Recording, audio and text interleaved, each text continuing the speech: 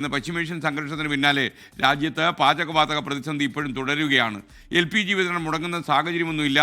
റഷ്യയിൽ നിന്ന് അടക്കം LPG വാങ്ങാൻ തങ്ങൾ ശ്രമിക്കുന്നുണ്ടെന്ന് വിദേശകാര്യ മന്ത്രാലയം അറിയിക്കുകയും ചെയ്തു.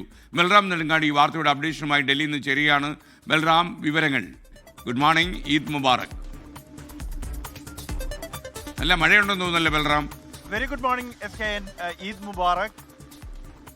അതേ SKN, ഡൽഹിയിൽ കഴിഞ്ഞ 3 ദിവസമായി മഴയുണ്ട്. ഇന്ന് വളരെ ശക്തമായ മഴ രാവിലെ മുതൽ തന്നെയുണ്ട്. കഴിഞ്ഞ ദിവസങ്ങളിലെല്ലാം തന്നെ ശക്തമായ കാറ്റും തണുപ്പും വീണ്ടും തിരിച്ചു വന്ന ഒരു സാഹചര്യമാണ് ഡൽഹിയിലുള്ളത്. അതേസമയം വാർത്തയിലേക്ക് വരികയാണെങ്കിൽ ഇന്ധന പ്രതിസന്ധി, അത് LPG സിലിണ്ടറുകളുടെ പ്രതിസന്ധി രാജ്യത്ത് രൂക്ഷമായി തന്നെ തുടരുകയാണ്.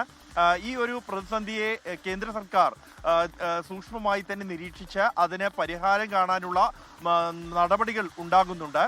നിലവിൽ റഷ്യയിൽ നിന്നടക്കം LPG വാങ്ങിക്കൊണ്ട് ഈ പ്രതിസന്ധിയെ മറികടക്കാനുള്ള നീക്കങ്ങൾ ഉണ്ടാകുന്നു എന്നാണ് കേന്ദ്ര സർക്കാർ വൃത്തങ്ങൾ അറിയിക്കുന്നത്. കഴിഞ്ഞ ആഴ്ച 4 കപ്പലുകൾ LPG എത്തിച്ചേർന്നിരുന്നു. അത് നേരിയൊരു ആശ്വാസം ഈ പ്രതിസന്ധിക്ക് നൽകിയിരുന്നു. എന്തായാലും നടപടികൾ ഊർജിതമാക്കിയതിന്റെ ഭാഗമായി ഡൽഹിയിൽ ഗാർഹിക സിലിണ്ടറുകൾക്കുള്ള ക്ഷാമം നിലവിൽ അത്ര നേരത്തെ കഴിഞ്ഞ ആഴ്ച ഉണ്ടായിരുന്നത് പോലെ ഇല്ല. ഒപ്പം തന്നെ ഈ പാനിക് ബുക്കിംഗ് ഒഴിവാക്കണമെന്നുള്ള നിർദ്ദേശം, തുടർച്ചയായുള്ള നിർദ്ദേശങ്ങളും എല്ലാം തന്നെ ജനങ്ങൾ അത് ഉൾക്കൊണ്ട ഒരു മട്ടാണ് ഡൽഹിയിൽ.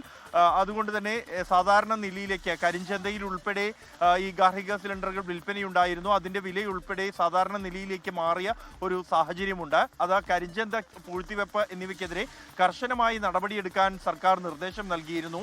ആ നടപടികൾ ആരംഭിച്ച ഒരു പശ്ചാത്തലത്തിലാണ് അത്തരത്തിലൊരു നീക്കമുണ്ടായത്. എന്നാൽ വാണിജ്യ സിലിണ്ടറുകളുടെ കാര്യത്തിൽ ആശങ്ക തുടരുന്നു എന്ന് തന്നെയാണ് കേന്ദ്ര സർക്കാർ അറിയിക്കുന്നത്. അത് പരിഹരിക്കാനുള്ള മറ്റു മാർഗങ്ങളും തേടിക്കൊണ്ടിരിക്കുകയാണ്. നിലവിൽ ഗാർഹിക LPGയുടെ ആഭ്യന്തര ഉൽപാദനം അത് 40% മുകളിൽ വർദ്ധിച്ചിരിക്കുന്നു എന്നും കേന്ദ്ര സർക്കാർ അറിയിക്കുന്നു. ഇതുമായി ബന്ധപ്പെട്ടുള്ള സാഹചര്യങ്ങൾ അവലോകനം ചെയ്യുന്നതിനും തുടർന്ന് നടപടികൾ ആസൂത്രണം ചെയ്യുന്നതിനുമായി ഒരു അന്തർ മന്ത്രാലയ സമിതി രൂപീകരിച്ചിട്ടുണ്ട്. ആ സമിതി തന്നെയാണ് സാഹചര്യങ്ങൾക്ക് അനുസൃതമായ പുതിയ മാർഗനിർദ്ദേശങ്ങൾ ഉൾപ്പെടെ സംസ്ഥാനങ്ങൾക്ക് നൽകുന്നത്.